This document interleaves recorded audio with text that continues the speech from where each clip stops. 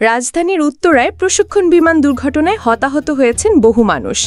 এরই মধ্যে আহতদের অনেককে নেওয়া হয়েছে জাতীয় বার্ন ও প্লাস্টিক সার্জারি ইনস্টিটিউটে। ঘটনার আকস্মিকতায় স্তব্ধ দেশের মানুষ। এরই মধ্যে সাবেক স্বাস্থ্যমন্ত্রীকে ফিরিয়ে আনার আহ্বান জানালেন অভিনেত্রী নিপুণ। কিন্তু কেন? বিমান দুর্ঘটনায় সক্রিয় উদ্ধারকারী ও চিকিৎসকরা, তারকারা ফেসবুকে উদ্ধার কর্ম, রক্তদান ও সচেতনামূলক পোস্ট দিচ্ছেন তারা। এরকম সময়ে সাবেক স্বাস্থ্যমন্ত্রী সামন্তলাল সেনকে কাজে ফিরিয়ে আনার আহ্বান জানিয়েছেন ঢালিউড অভিনেত্রী নিপুণ আক্তার। সাবেক স্বাস্থ্যমন্ত্রীর ছবি ফেসবুকে পোস্ট করে তিনি লিখেছেন, প্লিজ ওনাকে বাচ্চাগুলোর জন্য হইলেও কাজে ফিরিয়ে নিয়ে আসেন। মনে করিয়ে দেওয়া যেতে পারে, ডক্টর সামন্তলাল সেন বাংলাদেশে বার্ন ও প্লাস্টিক সার্জারি চিকিৎসার পথিকৃৎ ও একজন পুরোধা ব্যক্তি। তিনি 1973 সালে চট্টগ্রাম মেডিকেল কলেজ থেকে MBBS সম্পন্ন করেন। 1980 সালে অস্ট্রিয়ার ভিয়েনা থেকে diploma in specialised surgery degree অর্জন করেন এবং পরে জার্মানি ও ইংল্যান্ড থেকেও সার্জারি বিষয়ে উচ্চতর প্রশিক্ষণ গ্রহণ করেন।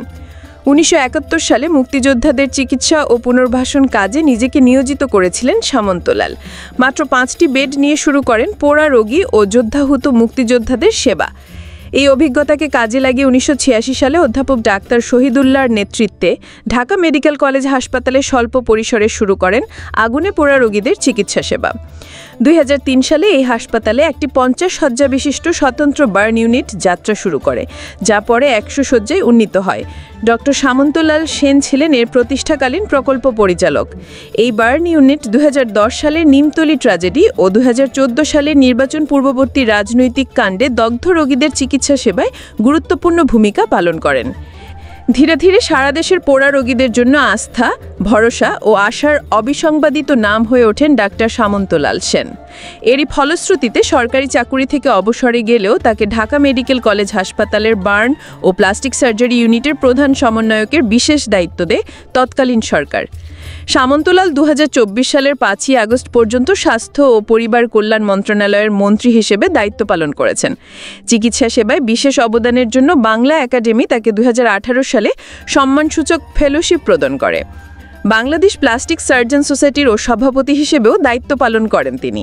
দ্বাদশ জাতীয় সংসদ নির্বাচনে আওয়ামী লীগ সরকারের টেকনোক্র্যাট কোটায় স্বাস্থ্য ও পরিবার কল্যাণ মন্ত্রী হিসেবে দায়িত্ব পান তিনি।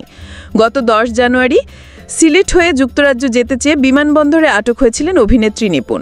পরে তাকে বাড়ি ফিরে যাওয়ার সুযোগ দেয় পুলিশ। সে ঘটনার পর নিশ্চুপ ছিলেন এই অভিনেত্রী। দেশের বেশ কিছু ক্রান্তিকালেও চুপ ছিলেন অভিনেত্রী। অবশেষে উত্তরায় প্রশিক্ষণ বিমান দুর্ঘটনার ঘটনায় সরব হলেন নিপুণ।